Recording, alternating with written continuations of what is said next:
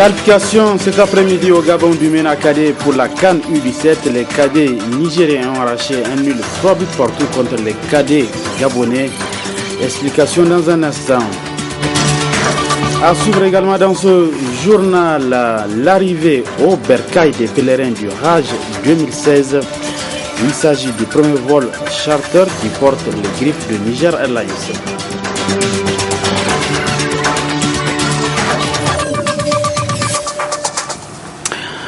Mesdames, Messieurs, bonsoir et bienvenue sur cette nouvelle édition d'information sur la télévision Labari. Une édition que nous débutons par cette bonne nouvelle.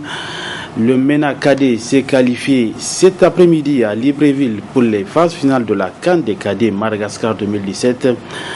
Après sa victoire à 1-0 à la manche aller, le 11 national cadet a obtenu le match nul 3 buts partout contre les cadets gabonais. Ainsi, le Niger participera aux phases finales de la CAN des cadets prévue l'année prochaine du côté de Madagascar. C'est un exploit que le MENA Cadet a reçu sous le sol gabonais ce samedi 1er octobre 2016, celui de qualifier le Niger à la CAN des cadets qui aura lieu à Madagascar l'année prochaine. Après avoir battu 1-0 le Gabon à la manche aller au stade municipal de Niamey, les cadets nigériens savaient que la manche retour n'allait pas être une promenade de santé. Selon les informations que nous avons eues sur place avec nos confrères qui ont effectué le déplacement, le MENA Cadet a même mené au score 3-2 avant que l'arbitre du jour, acquis à la cause des cadets gabonais, accorde un deuxième penalty contestable aux Gabonais. Au finish, 3 buts partout. Et c'est le MENA Cadet du coach Soumele Tchamogo qui obtient son ticket pour les phases finales de la CAN des cadets. Après avoir éliminé les champions d'Afrique, les cadets nigériens, notre 11 national cadet écarte encore le Gabon et sera au rendez-vous de la CAN U17. Une prouesse à mettre à l'actif des jeunes joueurs, encadreurs et surtout aux responsables de la Fédération nigérienne de football qui ont cru à cette équipe cadette malgré la réticence du ministère des Sports. Une fois encore, bravo au MENA Cadet pour la qualification à la CAN des cadets Madagascar 2017. Un rapport toujours avec cet exploit des cadets nigériens, la FENIFOOT informe la population que le 11 national arrive demain à partir de 15h à l'aéroport international Diori Hamani de Niamey. Le public est invité à réserver un accueil à nos héros de l'aéroport international Diori Hamani de Niamey au stade municipal de Niamey. C'est le second titre de cette édition d'information. Compromis lors de la phase aller pour le pèlerinage 2016, Niger Airlines a entamé vendredi 30 septembre, le premier vol charter retour. Ainsi, ils sont au nombre de 461 pèlerins nigériens à regagner le bercail après le rite du Hajj. Une phase retour qui s'étalera jusqu'au 13 octobre 2016. Le reportage avec notre reporter Adam Soumana. Cet appareil de la compagnie Flynas, affrété par Niger Airlines, qui a foulé le tarmac de l'aéroport international Diori Hamani dans les environs de 22h15, transportait à son bord plus de 450 pèlerins nigériens du Hajj, édition 2016. Des pèlerins qui constituent la première vague de la phase retour telle que promis par Niger Airlines. C'est le premier vol aujourd'hui qui est arrivé avec 461 passagers. Et d'ici le 5, on aura un vol par jour avec 461 passagers toujours. Et du 6 au 8, il y aura 2 vols par jour. Et du 8 au 13, il y aura 3 vols par jour. Et Inch'Allah, d'ici le 13, tous nos pèlerins auront regagné le bercail. Ils viennent avec leurs bagages et même leurs ensembles cette fois-ci. Parce que le DG est parti personnellement pour ça, pour que les passagers reviennent avec leurs bagages. Et il a insisté à ce qu'ils puissent prendre leurs ensembles cette année. Et Inch'Allah, ils vont tous arriver ici avec leurs bagages et leurs ensembles, Inch'Allah. À l'aller, tout le monde s'est battu jusqu'au dernier sacrifice. Et cette fois-ci aussi, on va veiller à ce que tous les vols se passent très bien et que tous nos pèlerins rentrent chez eux d'ici le 13, Inch'Allah. Un respect du calendrier de retour au bercail des pèlerins qui n'a pas laissé indifférents les partenaires de Niger Airlines, qui sont les agences de pèlerinage. En tout cas, Dieu merci, Nous, le plus important, c'est de voir nos pèlerins arriver en bonne santé. Et Dieu merci, nous les avons vus. On a eu un premier atterrissage. Et Dieu merci, ils sont arrivés en bonne santé. Nous avons honoré notre engagement et nos pèlerins nous ont confirmé qu'ils sont satisfaits de notre organisation et de l'organisation des autorités nigériennes. Comme elle l'a démontré par le passé, Niger Airlines vient encore une fois de prouver que le transport des pèlerins en un temps record, c'est son affaire. Autre aspect de ce journal, la rentrée scolaire 2016-2017 prévue pour le mardi 4 octobre prochain se prépare activement au niveau des écoles primaires où les inscriptions pour la classe de CI ont débuté depuis le 15 septembre dernier. Alors, voyons comment se déroulent ces inscriptions au niveau de quelques écoles de la ville de Niamey avec nos reporters Michel Légy sur des images de Halid Brema. Au niveau de certaines écoles ayant une faible capacité d'accueil, ces inscriptions pour la première classe initiale du primaire sont déjà presque terminées. Il y en a d'autres qui attendent jusqu'à la rentrée pour inscrire leurs élèves. Nous préférons à ceux qu'ils viennent dès maintenant. Comme à la rentrée déjà, on a beaucoup de choses à faire. Ça reste une dizaine d'élèves, quelques 10 élèves comme ça. Comme nous, on veut recruter seulement une seule classe. On a un effectif pléthorique. On a décidé cette année de prendre une seule classe de CI. Comme vous avez vous-même constaté que notre école n'est pas si grande. Donc, c'est à cause de ça qu'on a décidé d'inscrire seulement une seule classe de CI. On recrute ceux qui ont seulement 6 ans. Mais ceux qui ont 5 ans, 4 ans, on les recrute au jardin d'enfants. Si c'est une fille, on prend même celles qui ont 7 ans. Parce que nous luttons pour la scolarité de la jeune fille. L'inscription pour la classe de CI, un acte qui sauve l'avenir d'un enfant, admettent de plus en plus les parents. Ils m'ont dit que j'ai eu de la chance. Si j'avais traîné pour attendre le jour de la rentrée, je n'allais pas avoir de place.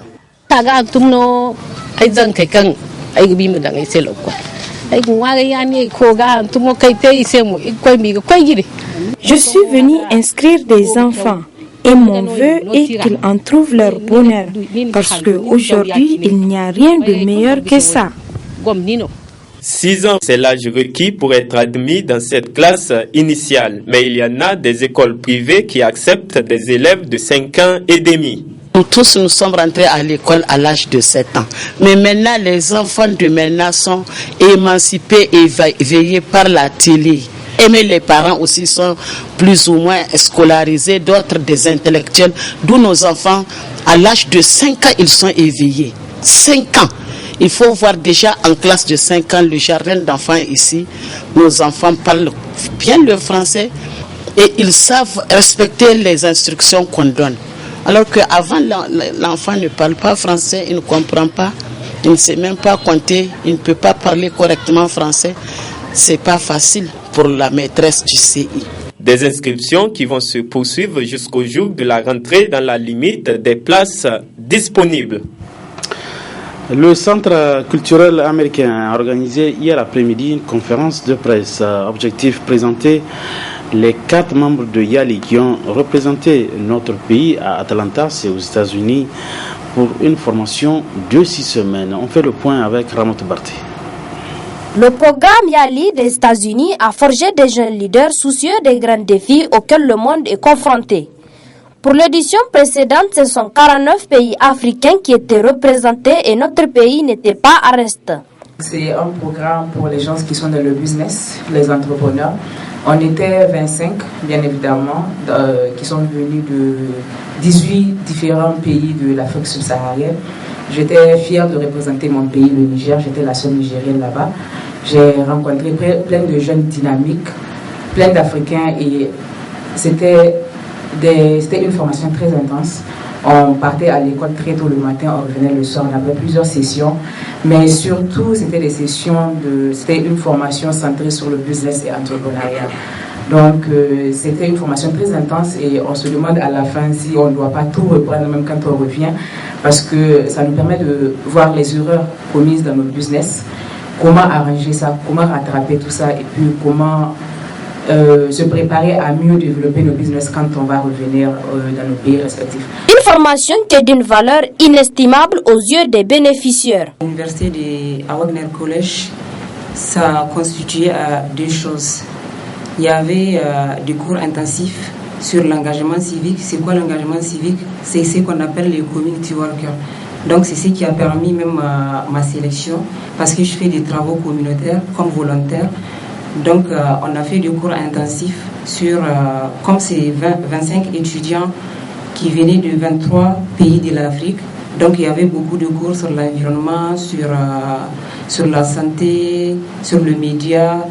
Et après cela, ça a permis aussi à chacun dans son domaine de compétences de rencontrer des gens dans son domaine. Moi personnellement, j'ai eu à rencontrer des producteurs, des réalisateurs, des diffuseurs et aussi des distributeurs de films documentaires, parce que c'est ça qui a permis en partie ma sélection. Pour le YALI 2017, les candidatures sont ouvertes sur Internet depuis le 21 septembre 2016 jusqu'au 26 octobre prochain.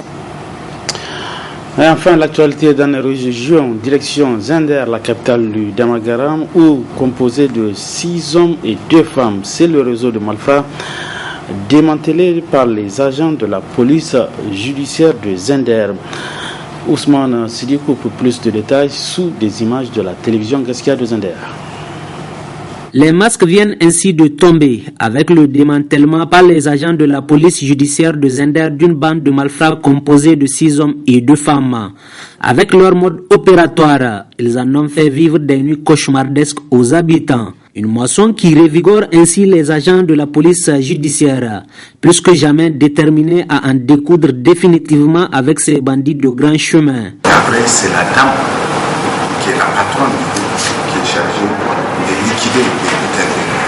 Alors donc, il s'agit d'un groupe qui est suffisamment organisé et qui, aux yeux de la loi, peut être qualifié d'une association de malfaiteurs. C'est la raison pour laquelle nous avons ordonné que cette enquête soit ouverte contre eux pour bonne tenue en réunion par escalade avec usage des moyens motorisés et association de malfaiteurs contre toutes les personnes que vous avez vues à la police judiciaire et toutes les autres personnes que l'enquête qui va être ouverte permettra d'identifier. Certes, le poisson pris dans la nasse est gros, mais pas pour autant de baisser la garde. Nous sommes plus que jamais déterminés et résolus à combattre la délinquance sous toute sa forme. Nous voudrons que notre société vive en paix, en sécurité. Et il faut bien châtier ceux qui se permettent de déstabiliser les autres concitoyens. Et loin d'être de la délation, la collaboration et l'implication de la population s'avèrent plus que nécessaires pour mettre fin au banditisme.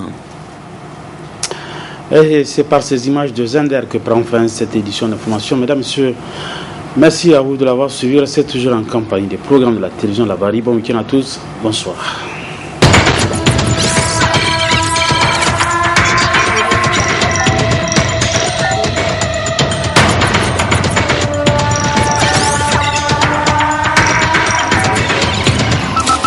Audio Jungle.